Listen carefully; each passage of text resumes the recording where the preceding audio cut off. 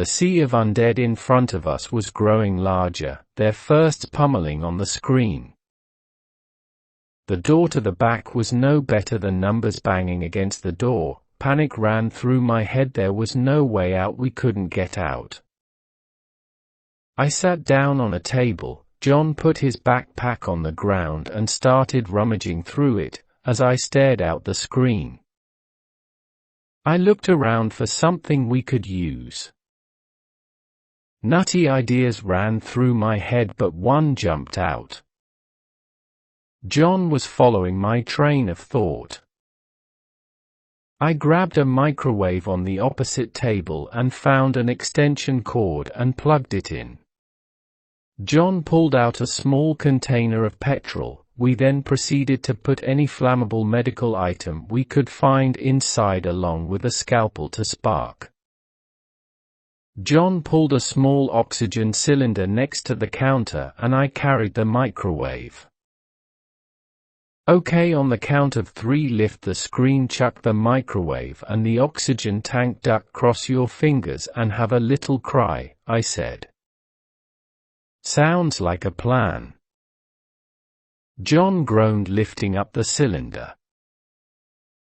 Okay, 1, 2, 3, I pushed the screen up. John hit the cook button on the microwave and shoved it out and I pushed out the tank.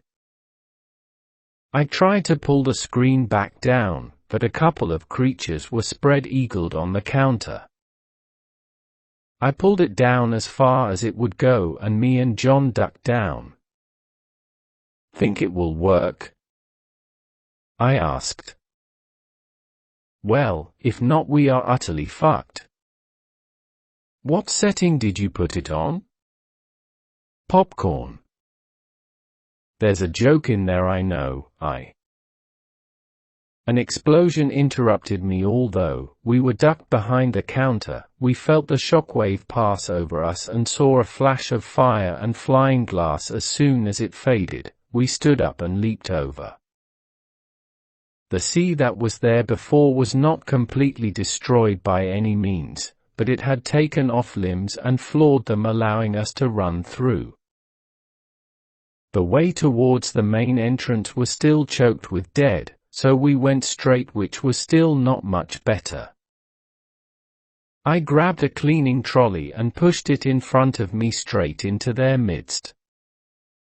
John was behind me. We slammed into the crowd. I jumped up on the trolley, ran across, kicked a creature in the face, feeling its teeth snap, and jumped off.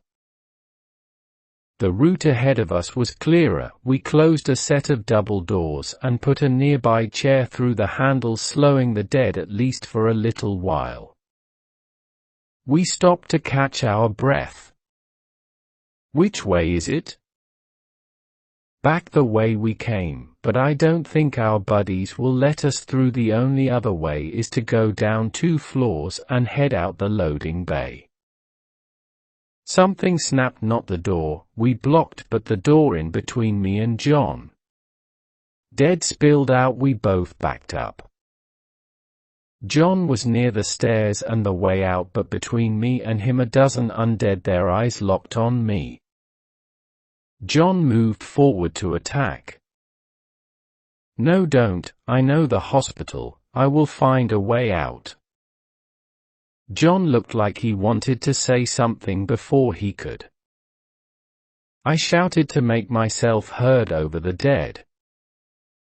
Get out, wait an hour. If I'm not back by then, head home. John looked solemn but nodded. See you in a bit then, he yelled. Yeah, no worries, I called back. The sound of wood splintering drew my attention away from John as he disappeared down the stairs. The door we blocked was starting to give. I headed down the corridor. The dead here were mercifully thin and easily avoidable. I made my way to another stairwell and peeked through the glass. I couldn't see anything on the other side, so I opened it. Damn. The stairs did not go down, only up, but if I went up, I could probably make my way round and back down, avoiding the horde. I couldn't see another option, so went up to the first floor. I burst through onto the floor just in time to see something large and red come flashing at me. It hit me, pain erupted from my forehead, blood trickled down, it felt like someone had hit me with a brick. The source of the object was clear, a creature 10 feet away was now shambling towards me as my head began to spin. I fought to remain conscious. I looked down at the floor, fire extinguisher, that was what hit me. I backed up to the stairwell door and reached into my satchel. 5 feet away. 4. 3. The creature stopped and dropped to its knees before collapsing. I slid back against the door, my crossbow dropping next to me. The practice had been worth it. I'm not sure how long I sat there on the floor. I pulled myself up and retrieved my bolt, a bloody task as it had pierced the eyeball. I staggered down the corridor, clutching my head. I was seeing double. I looked through door, windows, seeing undead occupants in all of them. Near the end of the corridor, I found a room with no one in it. I tried the handle, it was open. I poked my crossbow in first and scanned the room. Just an office, books lining 2 walls. The third was a large window with the blinds drawn across. A handsome mahogany desk with a swivel leather chair faced opposite the window. So, this is where the NHS budget went. I locked the door and dropped the shade behind me and lumbered to the desk, putting my crossbow on the table and sat on the chair. There was a mini fridge with bottled of water. I opened one up and looked to see if we had any painkillers in the bag. I was in luck. I swallowed 4 of whatever they were and reclined the chair. The room started to spin. Just a second, that's all I need, just 1 second. I awoke with a start, snatched up my crossbow and fired. The bolt hit the door, nothing was there, no banging, nothing. My head was pounding. I searched my pockets for my phone, not there, crap, must have dropped it. I looked at the clock on the wall, 8:15 p.m, I was out for a while. I stood up and the room span again, making me sit. I tried to log onto the PC, but it was password protected. In a fit of rage, I threw every single item on the desk onto the floor. It made a satisfying smash as it hit the floor. Bang! Damn, that was a mistake. I wandered over to the door and pulled back the shade. Dead eyes greeted me. I backed away and looked at the ceiling, solid shit.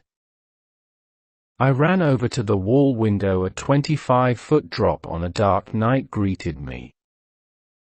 I picked up my crossbow, retrieved the bolt from the wall and put it in my satchel.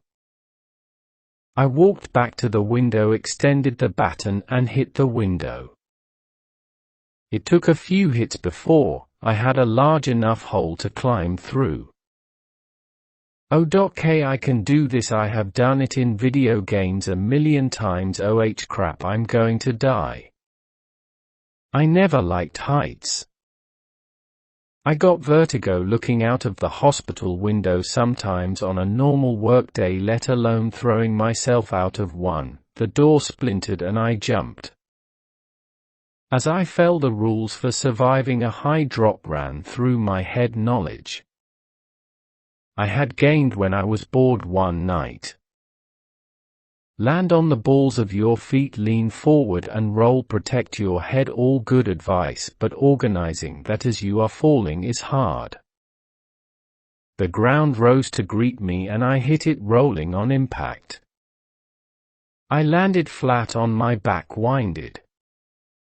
I realized I was alive and coughed. That turned to a laugh. I gazed up at the sky, chuckling, ha, ha, ha. Oh fuck. I rolled to the right as a creature hit the ground, where I was a fraction of a second ago. Still laughing, I got up, booted the creature in the head, and looked back up at the window. A few more dead were taking the plunge. I stepped away and let gravity do the work for me. John better not have waited for me. I headed off-site through the woods, following the main road past the Tesco's. It was dark, the street light still had power. That was something, but it would be dangerous to travel like this. My head was still giving me trouble occasionally. I felt dizzy and my vision blurred. Although, I wanted to get back and make sure no one worried. I wanted to come back. Most of all, they would just have to forgive me. I selected a second-floor detached house for my home away from home. I broke open the back door with the crowbar and swept the downstairs empty. I headed upstairs and cleared it.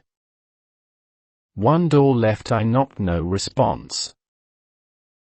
I pushed the door open, aiming my flashlight in, closely followed by the crossbow. The light swept the bedroom. A body. On the bed was a man in his late 40s in blue overalls. He had a good week's worth of stubble that matched his long, greasy, jet black hair. Jack was on the name tag. He didn't seem dead. I moved closer. The flashlight illuminated the bed more clearly. Blood was splashed on the white sheets.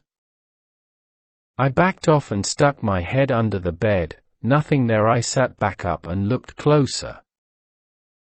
The source of the blood soon became evident: a large knife and cut wrists. I took a step closer to him and cautiously put my hand on his neck. I found a weak pulse.